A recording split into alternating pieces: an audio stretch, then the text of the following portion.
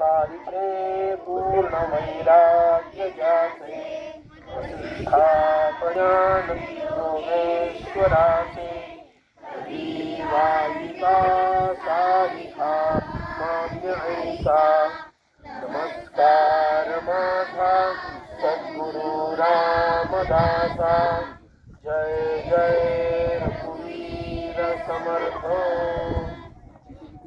आपण सगळे आता गडाच्या पश्चिम दिशेला आलो. तुम्ही वरून नकाशा बघितलाय का? बघितलाय? कसा आहे गड वरून, कसा दिसतो?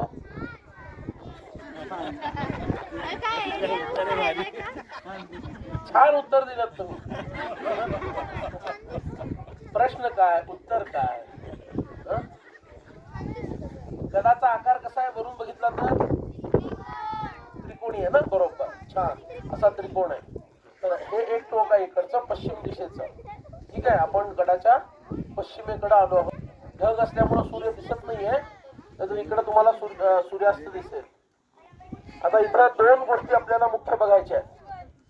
पहिली गोष्ट म्हणजे त्या ठिकाणी एक स्ट्रक्चर दिसतंय तुम्हाला, बरोबर आहे ना, थोडं मंदिरासारखं असं दिसतंय. तर त्याला ब्रह्मपिसा स्थान म्हणतात. काय म्हणतात? आणि हे दुसरं आहे इथं श्री समर्थ स्थापित दहाव्याचा मारुती.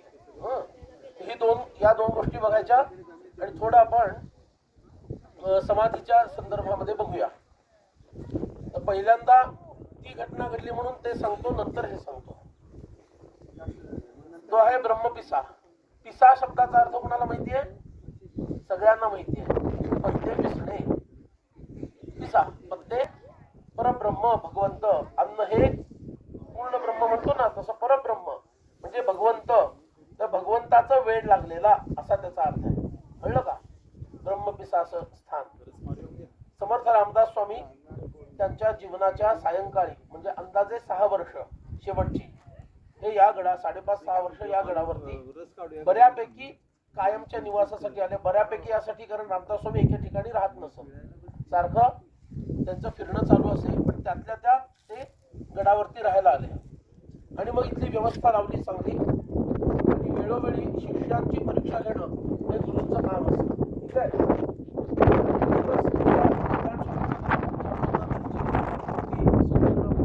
झाली होती.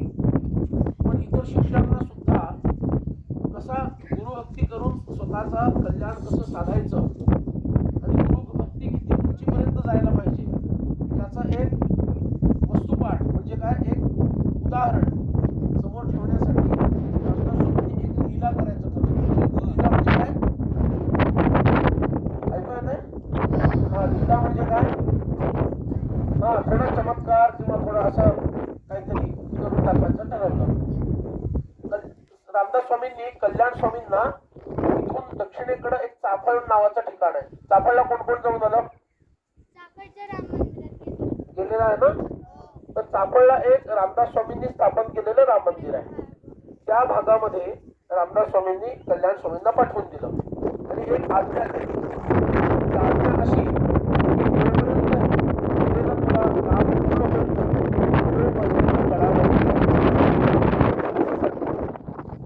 आणि कल्याण स्वामी गेले.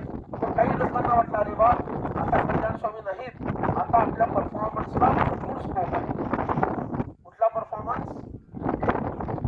उद्या दाखवायचा ना परफॉर्मन्स सगळ्यांना, परवा दाखवायचा परफॉर्मन्स. आपल्याला आपली गुरुभक्ती दाखवण्यासाठी भरपूर संधी आहे.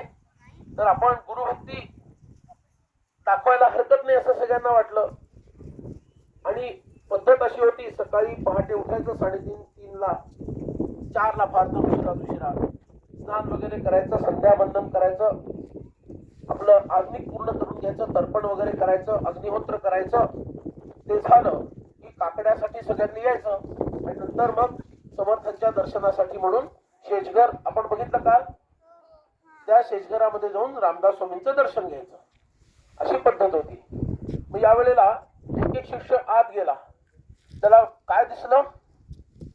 रामदास स्वामींनी देवी असते ना, देवी तिचा मळवट भरलेला असतो माहितीये का असा पूर्ण.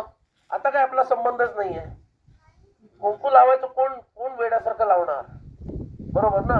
आपण हिंदू आहे, कुंकू थोडीच लावायचं असतं काय, बरोबर का? लावायचं असतं. बर, तर देवीचा मळवट असा भरलेला असतो, तसा समर्थांनी भरून ठेवला होता. आणि त्यांच्या उजव्या हाताच्या बाजूला एक नंगी तलवार होती, शिवाजी महाराजांनी दिलेली. जसा शिष्य जवळ गेला अशी तलवार घ्यायची आणि उगारायची, हे जवळ हिंमत असेल तर. शिष्य घाबरून बाहेर यायचा, बाहेरच्याला अरे काय झालं? काही नाही, आज जाऊन बघ काय होत ते.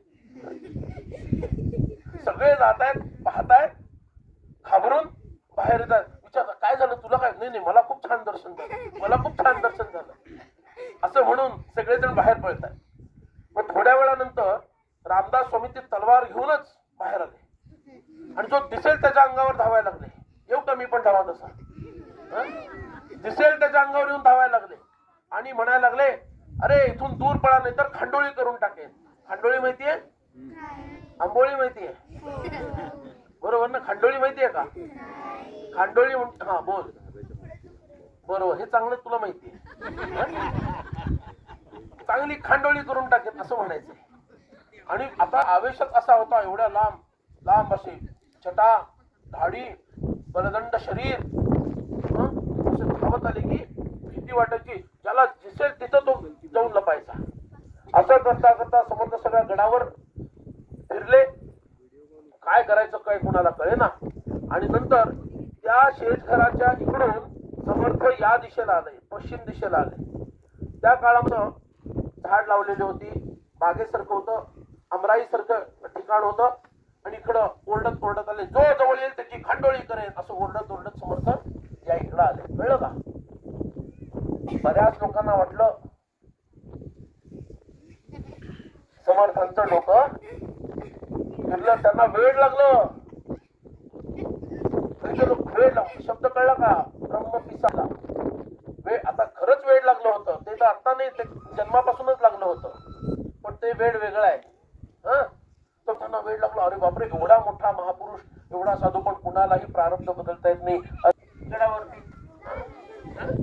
आणि काही म्हणाले नाही नाही, थोड्या दिवसांनी त्यांना बरं वाटायला लागेल, मग आपण फक्त आपला जीव वाचवायचा म्हणजे झालं. अशा काय काय काय काय चर्चा सुरू होत्या. काही लोक